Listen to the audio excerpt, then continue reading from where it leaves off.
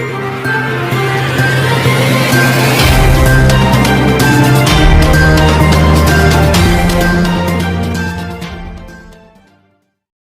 అండి everyone, AP new మీడియాకు స్వాగతం.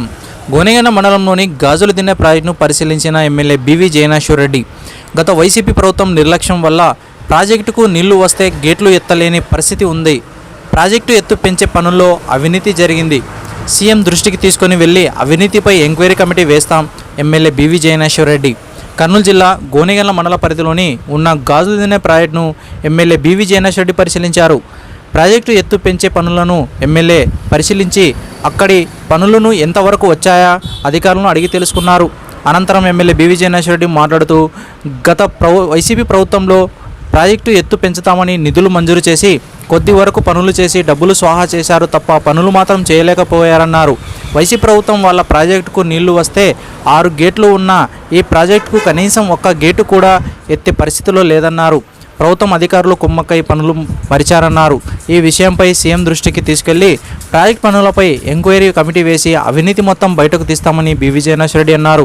అలాగే వర్షాలకు వస్తున్న తరుణంలో ప్రాజెక్టుకు ఎప్పుడు నీరు వచ్చి చేరుతామో తెలియదు కాబట్టి ప్రమాదం జరగకుండా ముందుగానే కనీసం ఒక గేటు ఎత్తే విధంగా ఆయన చర్యలు చేపట్టాలని అధికారులకు ఎమ్మెల్యే బివి జయనాశ్వర్ రెడ్డి ఆదేశాలు ఇచ్చారు.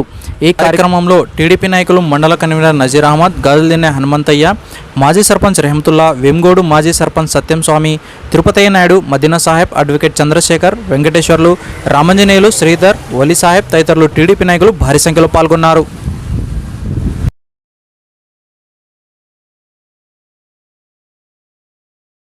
ముఖ్యమంత్రి గారి దృష్టి కూడా తీసుకెళ్తా దీని మీద ఎవరైతే అధికారులు కానీ గతంలో చేసినటువంటి పనులన్నీ కూడా ఒక ఎంక్వైరీ ఇచ్చి ఇక్కడ ఉన్నటువంటి తప్పులు తడకలుగా చేసిన ఈ ప్రాజెక్టుకు ఉన్నటువంటి దాని మీద అన్నీ కూడా చర్యలు తీసుకునే విధంగా ముందుకు పోయి ఇప్పుడు తక్షణమే అధికారులు నేను ఆదేశించడం జరిగింది. తక్షణమే రేపు ఏదన్నా కానీ నీళ్లు వస్తే ఇమీడియట్గా కనీసం ఒక్క గేట్ అయినా ఎత్తడానికి ప్రిపేర్ చేయమన్నా 2 రోజుల్లో తయారు చేస్తున్నారు. నా ముందున్న కర్తవ్యం ముందుగా ఏదైనా ప్రమాదం జరగక ముందే మనం ఊహించి రేపు నీళ్లు వస్తాయా రావా అనేది తర్వాత, కానీ పొరపాటున 500 క్యూసెక్ల నుంచి 1000 క్యూసెక్లు వచ్చినా కూడా ఇక్కడ ఉన్నటువంటి గ్రామాలన్నీ ప్రమాదంలో ఉండే పరిస్థితి, ప్రాణాలతో చెలగాటమాడేటువంటి ఇటువంటి పనులు చేసిన ఈ ప్రభుత్వానికి ప్రజలు బుద్ధి చెప్పారు.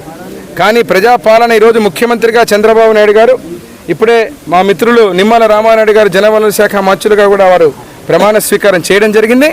రేపు నేను వెంటనే వీరిరువురు దృష్టికి తీసుకెళ్ళి దీని మీద ఏమి చర్యలు తీసుకోవాలా, తక్షణమే దీనికి ఉన్నటువంటి టోటల్ మళ్ళీ రివైవ్ చేయించి ఇక్కడ ఉన్నటువంటి దాని మీద ఎంక్వైరీ చేసి ఎవరైతే అధికారులు కూడా దీంట్లో లోపాభూయిష్టంగా చేసినటువంటి వారందరినీ కూడా దానికి బాధ్యులను చేస్తూ దీని మీద తక్షణం చర్యలు తీసుకునే విధంగా ముందుకు పోతామని తెలియజేస్తూ నేను మళ్ళీ చెబుతున్నా 2-3 రోజుల్లో ఆ గేటుని ఆపరేషన్కి తీసుకొస్తామని చెప్పారు.